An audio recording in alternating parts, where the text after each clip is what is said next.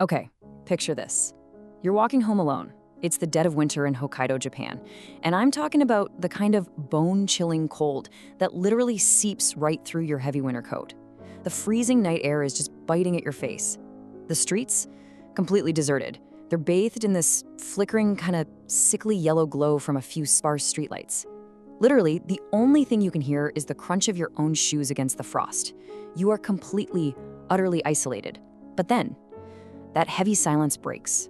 From somewhere in the pitch-black darkness behind you, a new sound starts up. It's rhythmic. It's incredibly unsettling.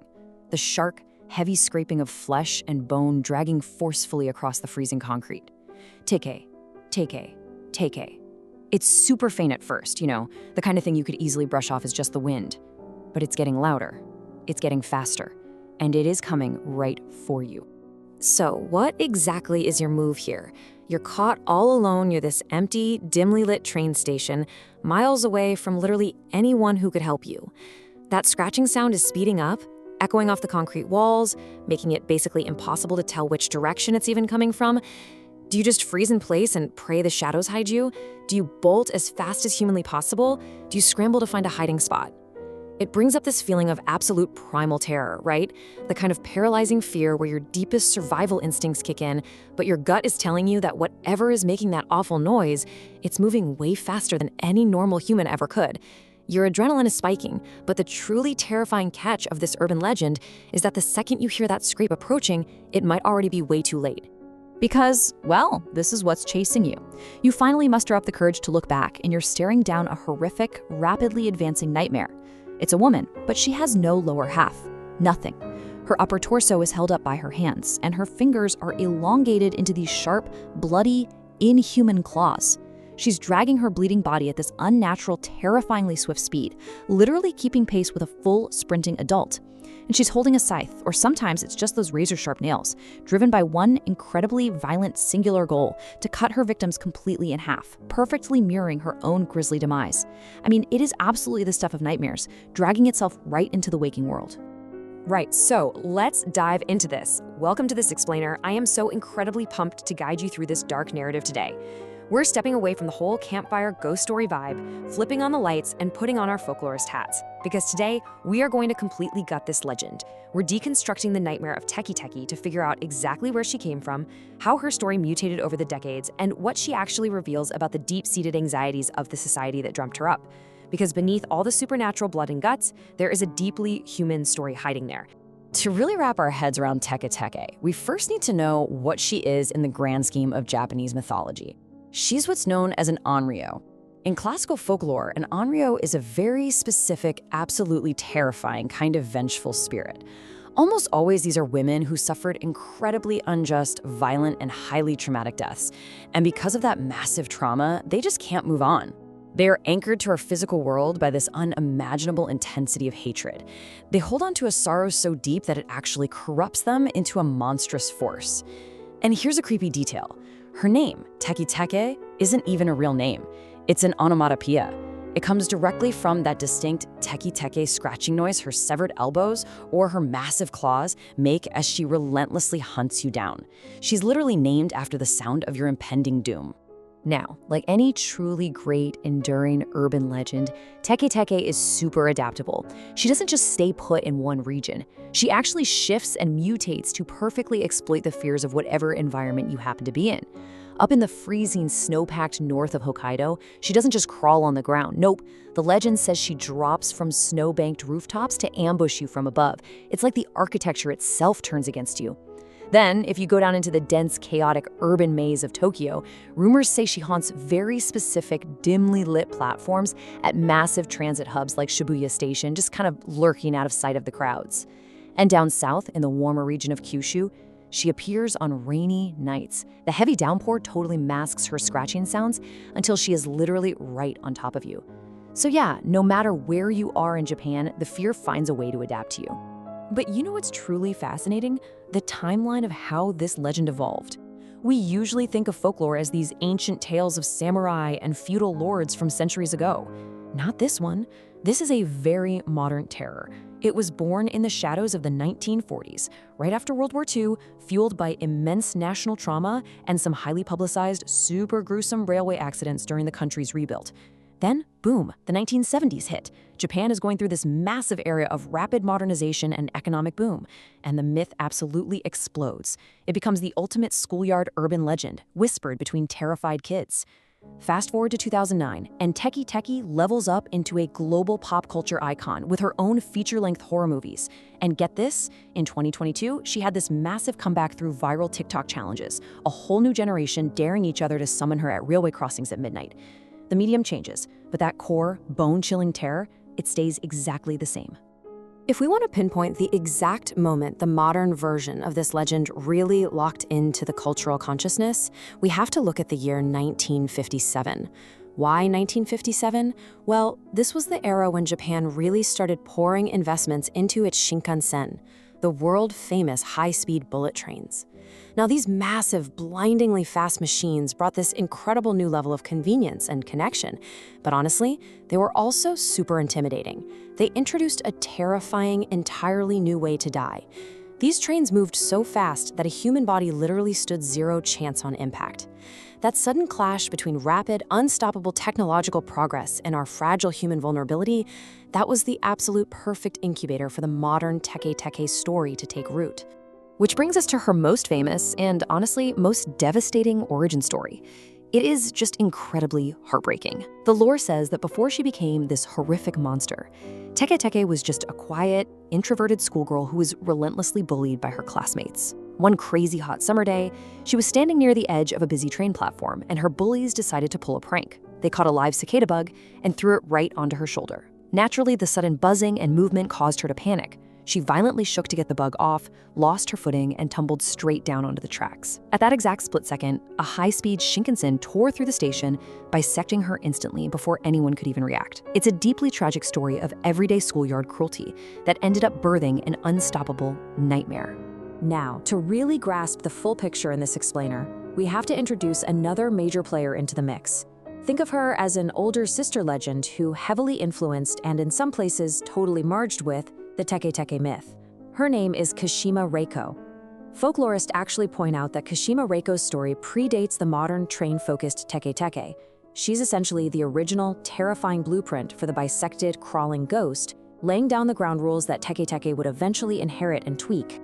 And the differences between them are pretty striking. While Teke Teke hunts in these expansive, open train stations or long, dark alleys armed with a massive scythe, Kashima Reiko is incredibly claustrophobic. She haunts tight, inescapable public and school bathroom stalls. She drags herself across the tiles and literally uses her bare hands to get her revenge. With Teke Teke, your first visceral instinct is to bolt, right? Just run or try to outmaneuver her on the street. But Kashima Reiko, yeah, you're not outrunning anything when you're trapped in a tiny, locked bathroom stall. You have to intellectually defeat her. You are forced to answer this highly specific, high-stakes riddle if you want to walk out of that bathroom with your life, and your legs still attached. Okay, let's say you're studying late, you hit the school bathroom, and out of nowhere, a bloody hand slides under the stall door. Here is the exact do-or-die ritual you need to survive.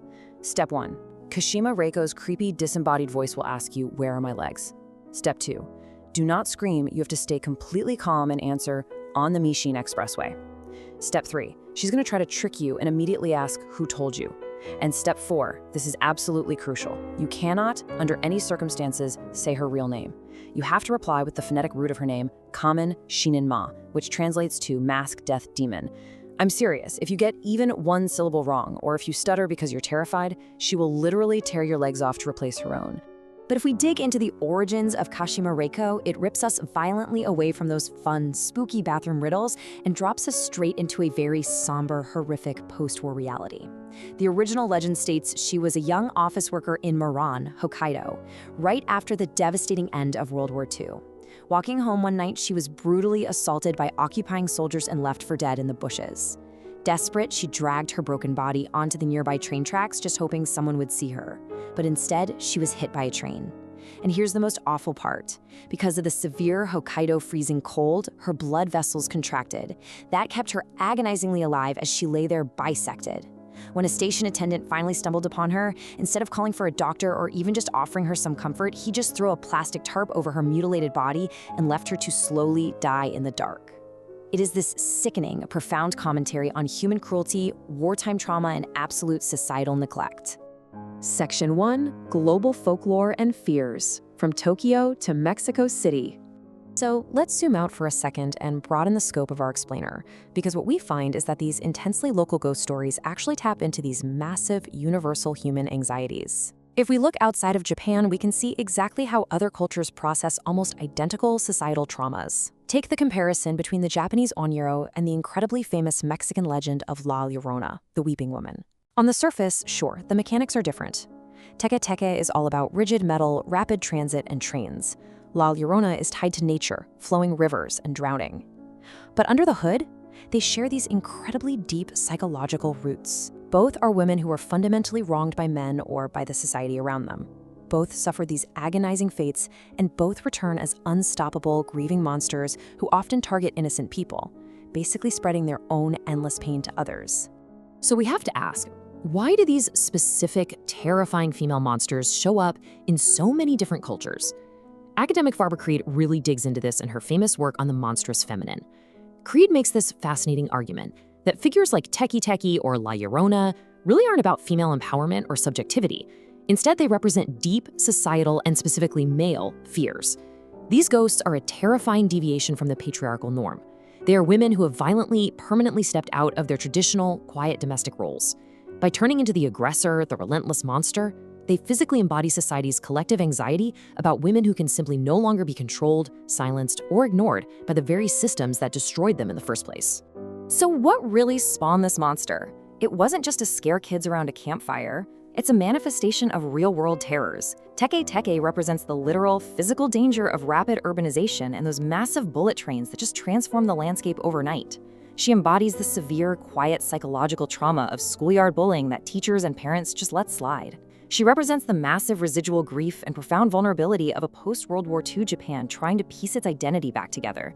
And ultimately, she's a grim cautionary tale, a harsh warning whispered to kids about urban alienation, teaching them that the modern, concrete city can be a cold, deadly place where absolutely no one will stop to help you if you fall.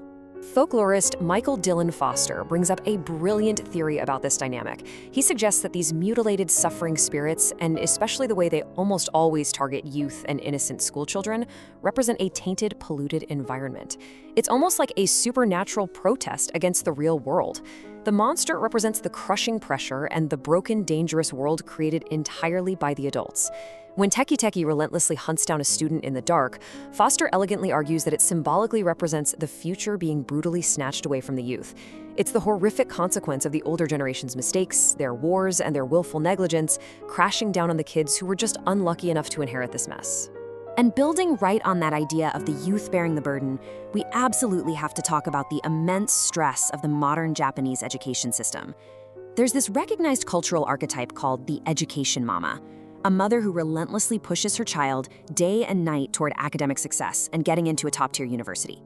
It creates an environment of absolute suffocating pressure. Kids are stuck in cram schools late into the freezing night, riding those exact same trains home, completely exhausted. So when we see urban legends where ghosts specifically haunt school bathrooms where kids hide to cry, or target exhausted students walking home late in their uniforms, I mean, it's a direct, undeniable manifestation of students being pushed to their absolute psychological breaking points. The ghost is really just the outward, physical embodiment of their internal academic dread.